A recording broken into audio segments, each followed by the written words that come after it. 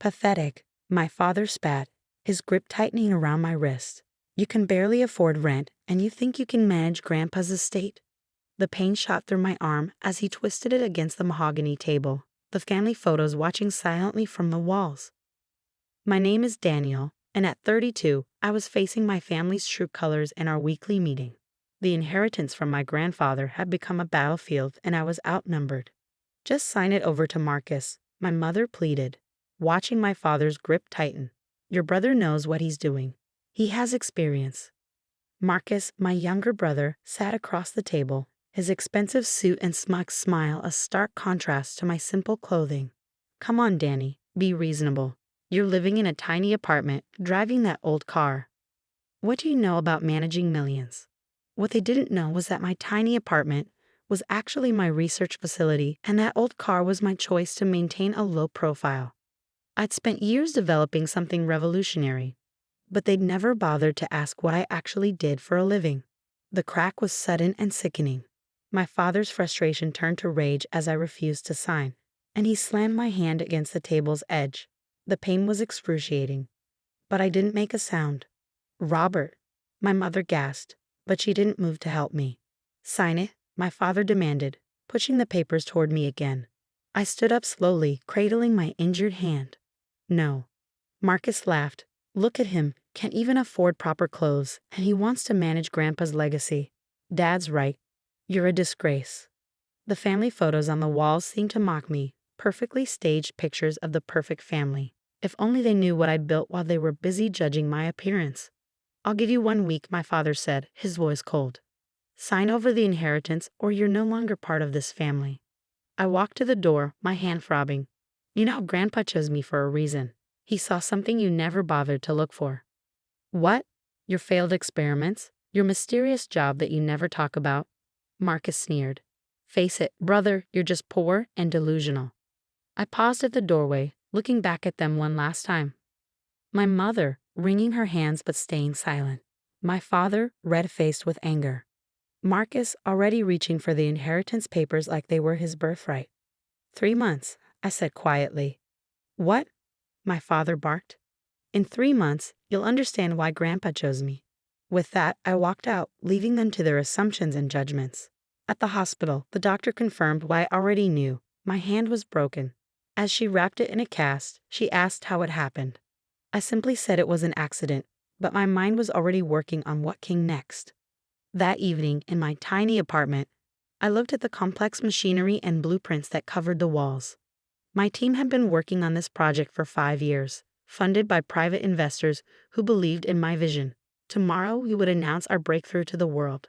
My phone buzzed with messages from my mother. Please be reasonable. Your father didn't mean to hurt you. Think about the family name. I turned off my phone and walked to the window, looking out at the city lights. They thought I was poor because I chose to live simply. They assumed I was a failure because I didn't flaunt my work. In 3 months, everything would change. My assistant, Oliver, came in with the final reports. The tests are successful, sir. We're ready for the announcement. I nodded, my injured hand a reminder of what I'd endured.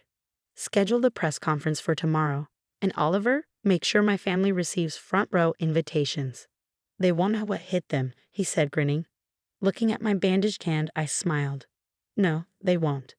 The next morning, my family's reaction to the press conference invitations was exactly what I expected. Marcus left a sneering voicemail. A press conference? For what, your latest failed invention? This is pathetic, even for you. My mother texted, Daniel, please stop this attention-seeking behavior. Just sign the papers. They didn't show up, of course. But as I stood on the stage at the Technology Innovation Center, my bandaged hand hidden behind my back, I knew their absence would soon become their biggest regret. Ladies and gentlemen, I began facing the crowd of journalists, investors, and industry leaders. 5 years ago, I started working on a project that many called impossible. Today, I'm proud to announce that Phoenix Industries has developed the world's first fully sustainable fusion reactor. The room erupted in gasps and camera flashes. The secret I'd kept from my family was finally out. I wasn't just some failed inventor. I was the founder and CEO of Phoenix Industries, a company that had just revolutionized the energy sector. As I demonstrated our technology, my phone buzzed continuously in my pocket. My family had finally seen the live broadcast. Their messages ranged from disbelief to sudden attempts at reconciliation. Marcus, this is some kind of joke, right? Mother, why didn't you tell us? Father, call me immediately. I ignored them all, focusing on the questions from reporters and handshakes from impressed investors. By the end of the day, our company's value had skyrocketed. The poor son had just become one of the most talked about innovators in the country. That evening, as I sat in my office overlooking the city, Oliver brought in the latest news reports. Your family's been trying to get past security all afternoon, he said, placing a tablet on my desk. Your brother seems especially persistent. I glanced at the security footage. Marcus in his expensive suit, arguing with our guards, waving what looked like our old family photos. Let them try, I replied, turning back to my work. The next few weeks were a whirlwind. Phoenix Industries was on every major news channel. Our fusion reactor technology was being hailed as the solution to the global energy crisis. Investment offers poured in, and our stock value multiplied daily. My family's attempts to contact me grew more desperate. My mother left tearful voicemails about family unity. Marcus tried to claim he'd always believed in me. But it was my father's message that caught my attention. Son, his voice was gruff, uncomfortable. About your hand, I may have reacted poorly, but you have to understand, we were just trying to protect the family legacy. Now that we know about your success, perhaps we can discuss a fresh start. I looked at my hand, still in its cast. The family legacy they were so desperate to protect was nothing compared to what I'd built. Their narrow vision of success, fancy clothes, expensive cars, showing off wealth, had blinded them to real achievement. Oliver knocked on my door, interrupting my thoughts. Sir, the helicopter's ready for the Tokyo meeting. I smiled, remembering my promise. Change of plans, Oliver. Take me to my parents' house first. Are you sure? He asked, knowing the full story. It's been almost 3 months, I replied. Time to keep my word. The sound of helicopter blades cutting through the air must have drawn every neighbor's attention. As we descended onto the perfectly manicured lawn of my parents' estate, I could see them rushing out, father, mother, and Marcus, all staring up in disbelief. Through the window, I watched their expressions change from shock to recognition as they saw me in the cockpit. The Phoenix Industries logo on the helicopter's side gleamed in the sunlight, a stark contrast to the old car they'd mocked just months ago. Ready? Oliver asked as we touched down. I looked at my hand, finally free from its cast but still bearing the marks of that day. More than ready. The time had come to show them exactly why Grandpa had chosen me to carry on his legacy, not because I knew how to flaunt wealth, but because I knew how to create it. As I stepped out of the helicopter, the wind whipping across the lawn, my family stood frozen. Their eyes darted between my face, the helicopter, and the Phoenix Industries logo. My father's usual commanding presence seemed to shrink with each step I took toward them. Daniel, my mother whispered, reaching out, but stopping short of touching me. We've been trying to reach you. 3 months, I said calmly, straightening my jacket, just like I promised. Marcus stepped forward, his designer suit no longer carrying the same intimidating effect. Brother, we need to talk. We've all been worried. Worried? I cut him off, my voice level but firm. Like when you were worried about my broken hand? Or worried about my failed experiments? My father cleared his throat, his eyes fixed on the helicopter. Son, we may have misjudged. May have. I held up my healed but scared hand. You broke my hand because I wouldn't sign away my inheritance. An inheritance that's worth barely a fraction of what I've built on my home. The neighborhood had come alive with spectators. Phones were recording, people whispered behind their hands. The perfect family image they'd worked so hard to maintain was crumbling. Please, my mother pleaded, come inside.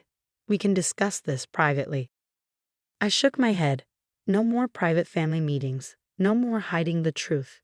You wanted everyone to see me as the poor, failed son. Now everyone can see exactly who I am. Oliver approached with a tablet, displaying our company's latest valuation. I handed it to my father, watching his face pale as he read the numbers. This is billions, he stammered. That's right, I said. The son you call poor just revolutionized the energy industry, the inheritance you were so desperate to protect. I make that much in a single day now. Marcus tried to smile, to play it casual. Danny, we're family. Surely we can. Family? I laughed, but there was no humor in it. Family doesn't break bones over money. Family doesn't awk and belittle. Family supports each other. I pulled out an envelope and handed it to my father. His hands trembled as he opened it. "What's this?" he asked. "The inheritance papers," I replied, "signed and notarized. I'm giving Marcus what he wanted so badly. He can have Grandpa's money." They stared at me in shock. "But why?" my mother asked. "Because Grandpa's real legacy wasn't money. It was his belief in innovation, in building something meaningful. He saw that in me, even when you couldn't. I don't need his money. I've built something far more valuable." Oliver signaled that we needed to leave for Tokyo. I turned back toward the helicopter, then paused. "You know what the funny thing is?" I said, looking back at them. "If you bothered to ask what I was working on, if you'd shown any interest in my failed experiments, you could have been part of this. Instead, you chose to judge by appearances." The helicopter blades began to spin. My father stepped forward, desperation in his eyes. "Daniel, please. We can fix this." I looked at my scared hand, then at their faces, finally seeing the fear behind their perfect facade. Some things can't be fixed with money or power. Some breaks leave permanent scars. As I climbed into the helicopter, I saw my mother crying, my father looking lost, and Marcus staring at the inheritance papers like they were suddenly worthless. "Tokyo awaits, sir," Oliver said as we lifted off. Looking down at my family growing smaller below, I felt no triumph, no satisfaction, only a sense of closure. They'd chosen their path, focused on maintaining appearances and controlling a modest inheritance. I'd chosen to build something revolutionary, something that would help millions. Grandpa would have been proud. As we flew toward the setting sun, I smiled, remembering his words. "Success isn't about what you have, Daniel. It's about what you create." He was right. And sometimes the greatest success is simply proving that you were never what others labeled you to be.